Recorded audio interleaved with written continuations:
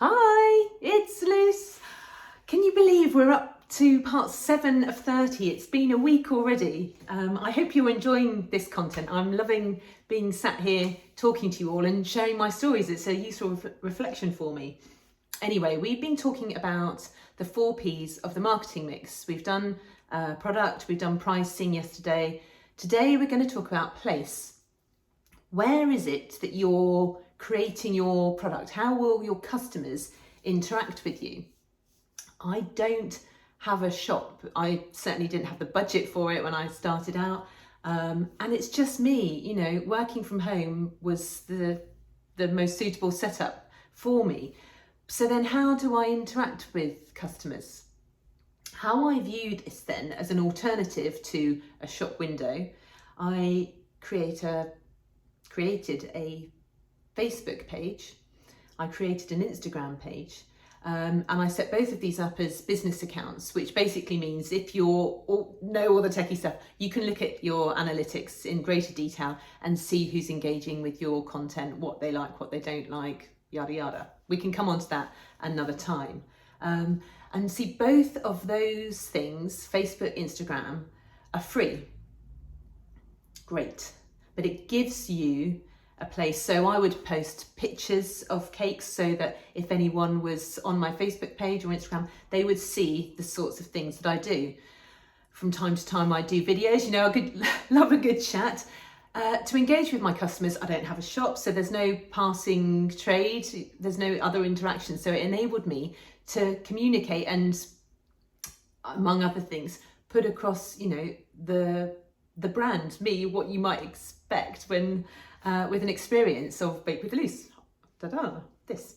I did also set up a website. Now, in hindsight, was this entirely necessary? It does cost. I pay an annual fee of, I think, about £250 for my domain name, which at the time I didn't really have a budget. And being the small volume that I was, Facebook, where I live in Guernsey, once that I found some followers, and I'll show you how to do that afterwards, but that seemed to give me the interest and the volume of orders that I needed at the time. Anyway, this was all new to me and I got super excited and I was like, I need a website. So I paid for the domain name, bakewithluce.com, and then I was like, oh God, how do you build a website? So once again, a little exchange of value. One of my friends, as it turned out, had set up her own shop. So she had a little Etsy shop that she was starting off with. So I made her birthday cake and she sat down with me one lunchtime and said, so here's the platform we used was Wix, Wix. And there were templates in there and she showed me how to, within the template, put my pictures in, move the stuff.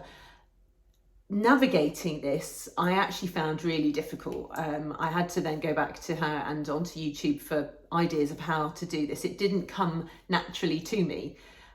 So I think I ended up with a holding page, maybe with some photos. I linked it to my Instagram, so there was a gallery of photos, and I might have put a second page with some photos from my friend that did the shoot with me around, making cakes, and a contact link to my Facebook page and Instagram. Very, very low level. I do recall speaking to another friend who was setting up a business at the same time, and she'd gone to a design digital agency where they built and hosted her website for her, but I think it cost a few thousand. And this is not to undermine the value of using a digital agency. I just didn't have the budget for it, and quite honestly, I probably didn't need it at that time. So this website sat there for probably a year or two before I went back to it and did some tweaks and made sure that it was fine for laptop and also then for mobile phone use and lots of tinkering. But it did pay for itself. I could see from the analytics how many people might be searching. So a lot of people in the UK might go, cake maker in Guernsey, they have family here, they'd find me, they'd message me, and then obviously I would deliver. My product is in Guernsey where I live.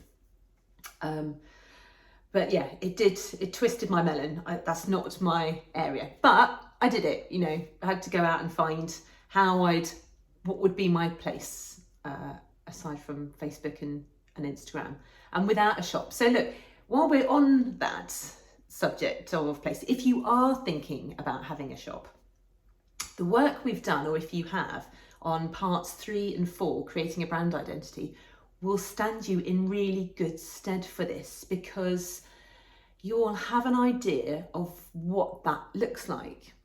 So let me give you an example.